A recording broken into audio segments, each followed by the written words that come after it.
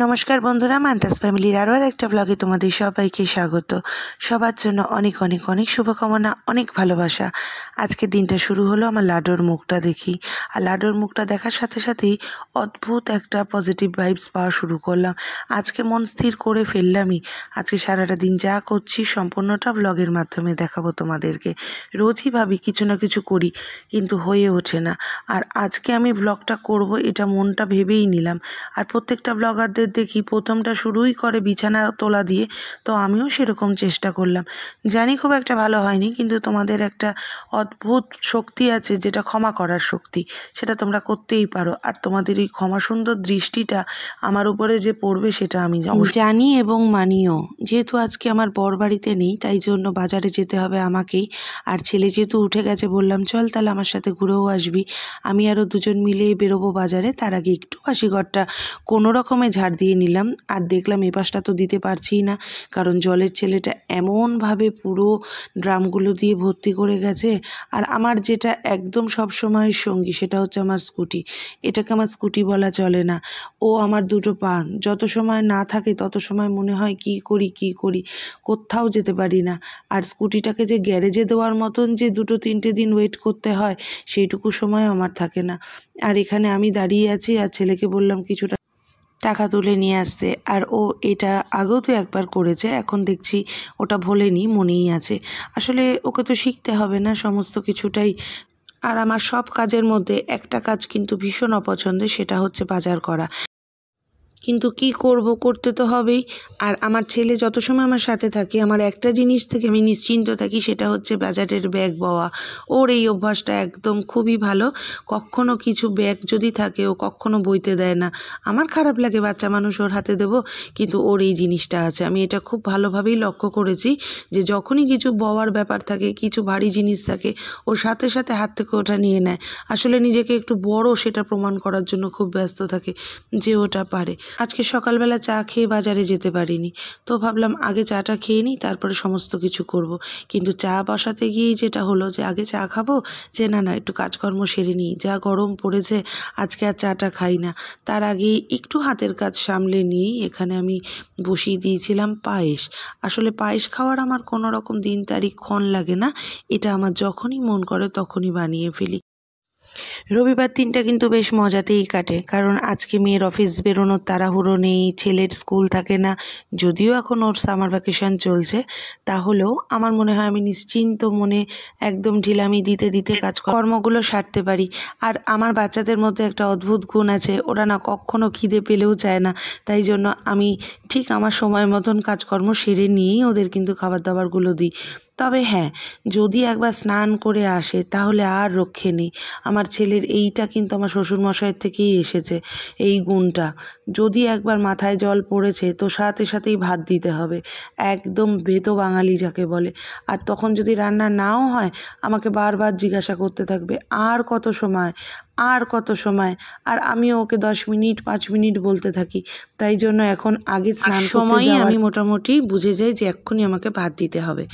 আর কালকে রাত্রিবেলা না একটু দই পেতে দিয়েছিলাম, কারণ অনেকটা দুধ ছিল বেশি। আর সেই দইটা আমার দেখা হয়েছিল না যে আদৌ কিভাবে জমেছে। মেয়েকে বলেছিলাম দইটাকে ফ্রিজে তুলে দিতে, তো ও তখন আমাকে বলেছিল না মাম্মাম দইটা ভালোই জমেছে। অনেকটা সময় লাগেনি, যেহেতু এখন অনেক গরম পড়েছে, তো খুব অল্প সময়ের মধ্যেই কিন্তু দইটা জমাট বেঁধে গিয়েছিল। আর যখন আমি রান্না করতে করতে মনে হয় যে কী খাই, তখন কিন্তু আমার একটা সবথেকে প্রিয় খাবার থাকে, এই লস্যিটা। আর আজকে সকালবেলা না আমার চাও খাওয়া হয়নি, আর তাই জন্য লস্যিটা তাড়াতাড়ি খেতে চলে আসলাম। আর দইটা কিন্তু এখানে বেশ ভালোই জমেছে। আমি ভেবেছিলাম মনে হয় পাতলাই হবে, দেখলাম না বেশ থকথকেই হয়েছে। আর ঘরে না মিষ্টি দইটা পাতা আমার কাছে একটা খুব পছন্দের কাজ হয়। আর এটা যেহেতু নিজে পছন্দ করি, তাই জন্য। বাচ্চারা যে খুব একটা ভালোবাসে তা কিন্তু নয়। আসলে ওদের সব কিছুই যদি হাতের কাছে তুলে দিই তাহলে ঠিক আছে, কখনো কিছু চাইতে থাকবে না যে এটা খাবো ওটা খাবো। আমি আজকে কিন্তু লস্যিটা যখন বানালাম, তখন কিন্তু আমি আমার ছেলেকেও বললাম বাবা তুই খেয়ে নে, কিন্তু ও কিন্তু খেলো না।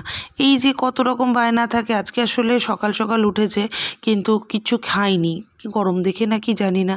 আর দিদিভাইও তো এখনও ওঠেনি, তাই জন্য যুক্তি পরামর্শ করে কি খাবো সেই সব হয়নি। আর এখানে কথা বলতে বলতে আমার পায়েসটা প্রায় হয়েই গেল। আর পায়েসটা আমি বললাম না যে পুজোয় যে বাতাসাগুলো থাকে সেইগুলোকে জমিয়ে রাখি, আর সেইগুলো জমিয়ে নিয়েই কিন্তু পায়েসটা খাওয়ার চোটটা পড়ে। এটা আমার খুবই একটা ভালো লাগার একটা খাবার, কারণ আমার মনে হয় যে এই খাবারটা যদি ঘরে থাকে তাহলে আমার যখনই একটু মিষ্টি খেতে ইচ্ছা করে তখনই কিন্তু একটু খেয়ে নিতে পারি। খুব বেশি না হলেও অল্প হলেও চলবে। আর তারপরে গরমকালের সবথেকে প্রিয় একটা খাবার, সেটা হচ্ছে আমের চাটনি। সবাই এটাকে টক বলে, কিন্তু আমি আবার টকটা খেতে পারি না। আমার একটু বেশি মিষ্টি দিয়ে যদি না হয় তাহলে খাওয়া যায় না। আর আমার ছেলেরও এটা খুব পছন্দের একটা খাবার।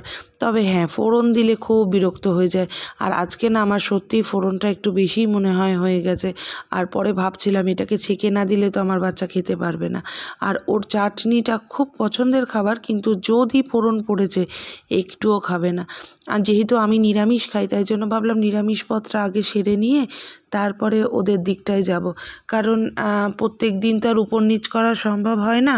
নিচের রান্নাঘরটা আমাদের নিরামিষ, তাই জন্য ভাবলাম যে নিচে না গিয়ে আগে উপরেই প্রথমে নিরামিষ রান্নাটা করে সরিয়ে নিই, তারপরে ওদের জন্য যা যা করবা সেগুলো করে থাকি। তো আজকে আমি আমার জন্য একটু পনির নিয়ে এসেছিলাম, তো ভাবলাম পনিরটা প্রত্যেক দিনই একরকমভাবে খাই, আজকে একটু চিলি পনির করে নিই। কিন্তু আজকে যেটা করেছি কম্বিনেশনটা খুব বাজে করেছি।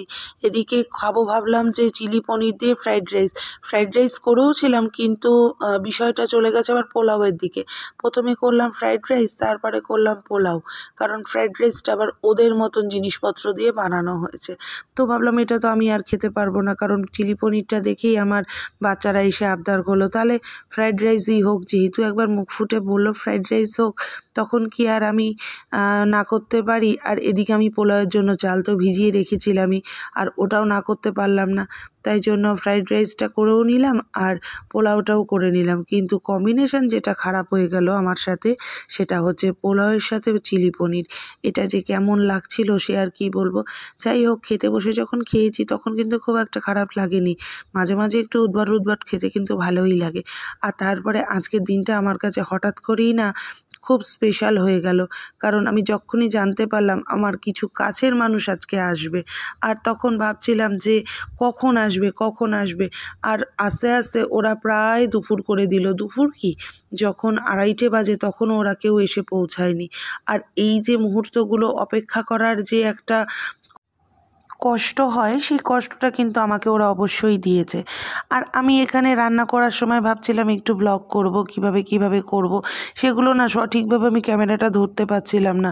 অনেক কিছু স্কিপ হয়ে গেছে কাজের মাঝখানে, অনেক কিছুই ধরে তুলতে পারিনি, যেটা আর কি ডেলি ভ্লগ বলে। আমি সেইভাবে এখনও পর্যন্ত না স্বাভাবিক হতে পারছি না। কিভাবে করব কিভাবে না করব কিছু বুঝে উঠতে পারছি না। কিন্তু আমার খুব ইচ্ছা কি করলাম কি না করলাম প্রত্যেকটা মুহূর্ত তোমাদের সাথে তুলে ধরি।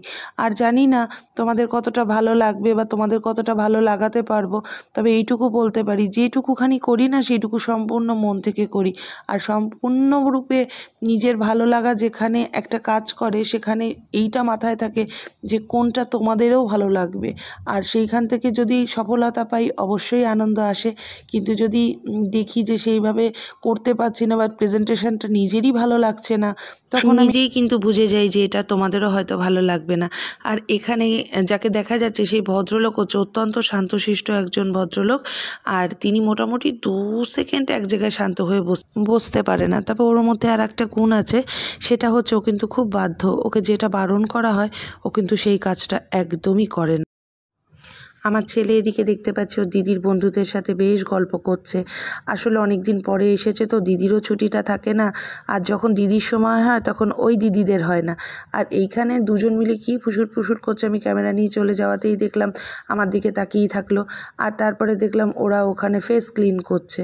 যাই হোক, এখানে পিছনে একটা বাড়িতে গান বাজছিল তো, তাই জন্য সাউন্ডটা মিউট হয়ে গেছে। নাহলে আমি ভাবলাম এইটা কথাটা রাখবো, কিন্তু ওখানে গানটা দিলে মনে হয় কপিরাইট দিয়ে দেবে, তাই জন্য মিউট করে দিলাম। আর এখানে ওদের সাথে অনেক মজা করছিলাম, আর ওর বন্ধুরা এখানে রয়েছে, আর আমি আমার বন্ধুর সাথে ওই পাশে গল্প করছি। ওকে আমার বন্ধু বলা চলে না, ও আমার থেকে ছোট, ওকে আমি বোনই বলি, কিন্তু তা হলেও যেহেতু বন্ধুর মতনই মিশি তাই জন্য আমার বন্ধুই বললাম। আর এখানে ভাই তো দিদিদের পেয়ে দিদিদেরকে পেয়ে বিরাট খুশি, কারণ অনেক দিন পরে দিদিদের পেয়েছে। আসলে এই খুশিটা আমরাও হতাম, বাড়িতে কেউ আসলে এত আনন্দ লাগতো। তাদের জুতো লুকিয়ে রাখতাম, তাদের ব্যাগ লুকিয়ে রাখতাম, তাদেরকে গেটে তালা দিয়ে চাবিটা নিয়ে অন্য জায়গায় রাখতাম, খুব আনন্দ পেতাম। আর এখন তো মানুষের কাছে সময়টা ভীষণই কম না, তাই থাকার সুযোগ না হলেও যেটুকু সময় পাওয়া যায় সেটুকু সময় মনে হয় পুরোপুরি কাটিয়ে নিই। কত আনন্দ করি, কত কথা, কত একটা অদ্ভুত রিফ্রেশমেন্ট থাকে। আর এই যে ভালো মুহূর্তগুলোই না আমাদের জীবনের একটা সঞ্চয়, কারণ যখন জীবনে অনেক খারাপ মুহূর্ত আসে তখন কিন্তু এই ভালো মুহূর্তগুলো থেকেই আমরা শক্তি নিয়ে সেই খারাপ মুহূর্তগুলোর সাথে লড়তে পারি। আর এই বাচ্চাদের খুনসুটি এগুলো তো মনে থাকবেই, একদিন দেখতে দেখতে বড় হয়ে যাবে, কিন্তু স্মৃতির পাতায় ওর এই ছোট্টবেলার ছেলে মানুষগুলো থেকে যাক। আর এটাও খুব ভালো করছিল, ভাবলাম এটা ক্যামেরাতে নিই। তারপরে আমরা বেশ কিছু রিলসও বানালাম, সেইগুলো আর এর মধ্যে দেওয়া হলো না। যাক, দিনটা খুব ভালো কাটলো, সবাই ভালো।